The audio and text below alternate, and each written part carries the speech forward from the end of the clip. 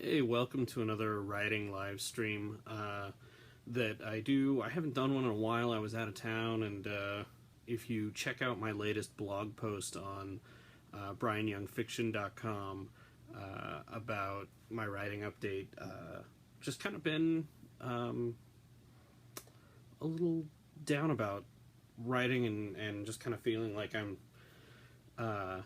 talking to no one, as it were, sometimes. But I'm here back for this, and the first thing I was going to talk about wasn't necessarily a question we got, but if you do have a question, please ask in the comments as we're going this. If you're watching live, or if you're watching it on YouTube or something later, leave your questions there, and I can get to them the next time.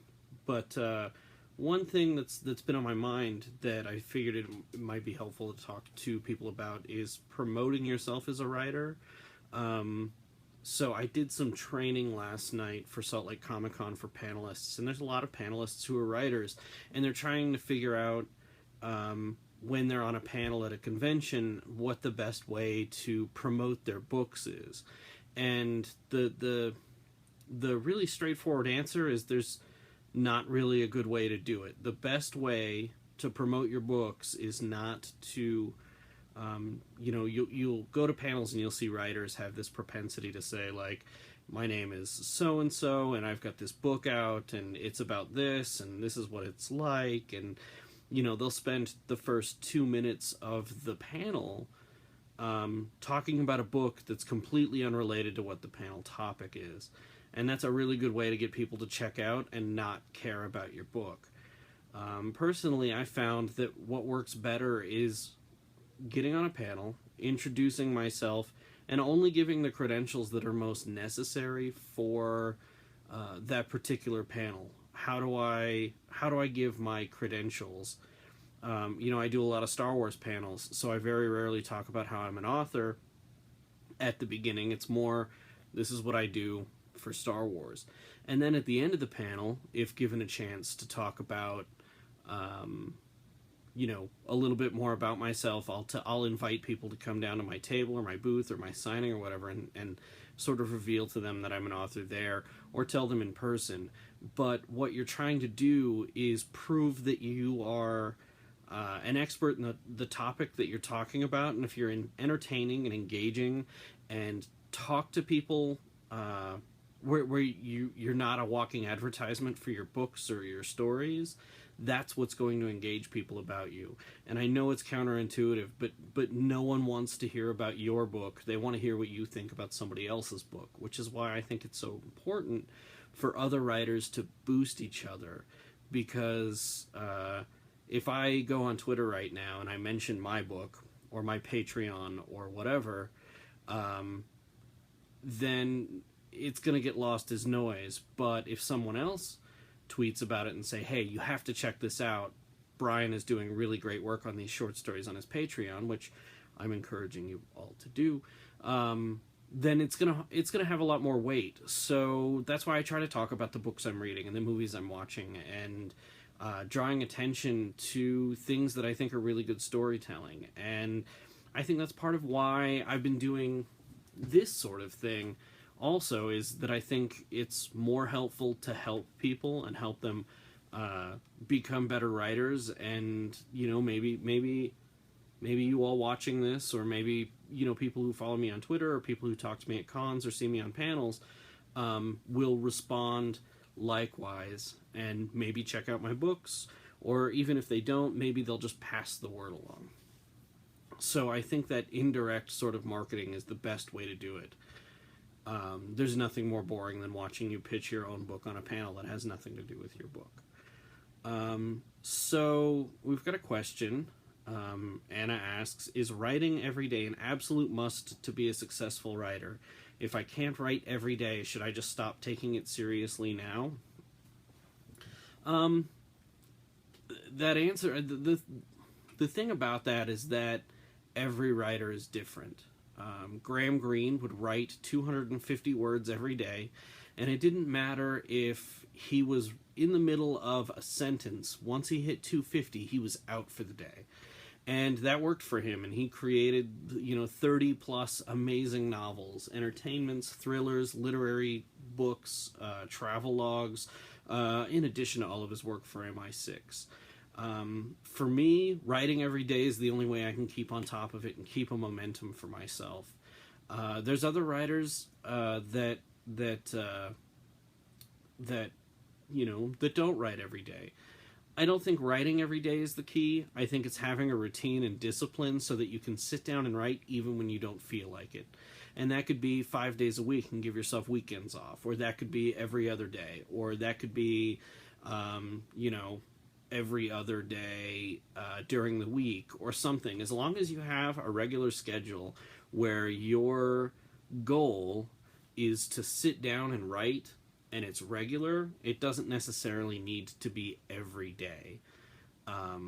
Neil Gaiman said, and I think I agree with him, if you only write when you're inspired to write, you'll be a great poet, but you'll never be a novelist. And I think that the discipline of having to work through those times where you're not inspired or not feeling inspired or not feeling at your best, that's the mark of what I think a successful writer is going to be there. But they're also going to be looking for ways to maintain that magic in their writing and how they're working no matter what, even if they're not feeling it. So I wouldn't say you have to write every day, but you need to find a schedule that works for yourself so that you can learn the discipline that you need to write through those things. Now, for me, it took me... I keep track of writing every day. And right now, today is actually my 405th day consecutively without missing of writing. And it took me a long time to get to a point where I was writing every day and not missing every day, or not missing a few days here and there. I had a hard time with that. Part of what motivated me to get to do that was National Novel Writing Month. I've been participating in National Novel Writing Month for a long time, and it was never to hit it was to write 50,000 words in a month, maybe not necessarily following their rules as much, but using it as a springboard to create that habit in myself. So that it's just, that's what's worked for me, and I have to write a lot because I'm doing so much freelancing. So for me, writing every day is a necessity if I want to just keep up on the projects that I need to earn money, and if I want to keep up on the projects that I work on because I want to. Right now I'm in the middle of revising a novel, drafting a new one, and writing my Patreon short stories every month, and I'm working on a science fiction serial that I think I might start adding to the Patreon situation. So I've got so many ideas spinning in my head. If I didn't write every day, I'd lose them. But that's not to say you have to do it every day in order to be successful. So the next question is, and again, if you have questions, please drop them in the comments. And even if you're not watching this live, we'll get to them in a future video. The question is do I listen to music when I write? It depends. Sometimes I do and sometimes I don't. Sometimes if I'm having focus issues, I'll create sort of like a playlist or download a soundtrack that has like a similar vibe to what I'm going for, so that I can help drown out the noise of the internet, the coffee shop, people trying to talk to me. So for example, that science fiction serial that I was talking about, I just yesterday actually downloaded the 30th anniversary soundtrack of Robotech to listen to while I was working on it. And I created a playlist of some of those Robotech songs and some Star Wars songs and some pieces of Flash Gordon, and I think those are the three sort of key influences to that piece. So I've pulled some music that sort of reminds me of all of those things.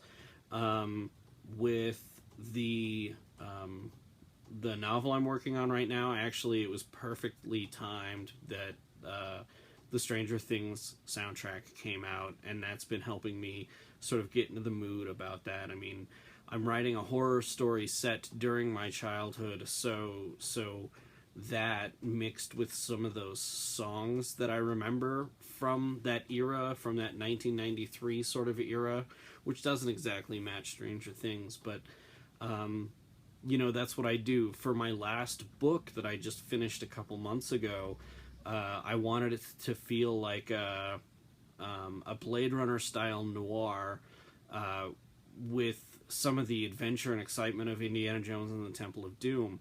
And so my playlist was literally a mashup of the Temple of Doom soundtrack and the soundtrack from Blade Runner, and just listening to those two albums together just on shuffle really sort of gave me the emotional underpinning to get into the zone when I had to quickly. So yes, I listen to a lot of music when I write. Not always, though. Like I said, sometimes, the coffee shop, I'll get there in the morning and it's just nice and quiet, and I don't need any music to get me focused. Usually I use it when I'm trying to keep myself from being distracted. So hopefully that answers that question. If there's any other questions, like I said, please write them down below. And if there aren't any more, I would invite you guys to check out my Patreon at patreon.com/Swankmatron. I'm doing a short story every month, and if you're contributing at more than like $3 a short story, there are opportunities to do more one-on-one sorts of things like this. I think over 7 or 10, there's a live stream situation where we could actually have like a Skype call, and I can answer some of your writing questions there on a more personal basis and face to face. But I think that's really that's kind of where I need people to support me at the moment, while I'm not publishing anything because I'm working on querying books. You can find my blog regularly at bryanyoungfiction.com, and you can find links to all my books there, or you can just look me up on Amazon and buy some books there. Coming up in the next couple weeks, I'm going to be appearing at Salt Lake Comic Con, and I'm going to be doing lots of panels. So if you have any questions and you see me in person, feel free to ask those there as well. So since I don't see any more questions, and I've kind of gone through the wrap up, we'll call that a day. Thanks for listening to me yak, and keep writing.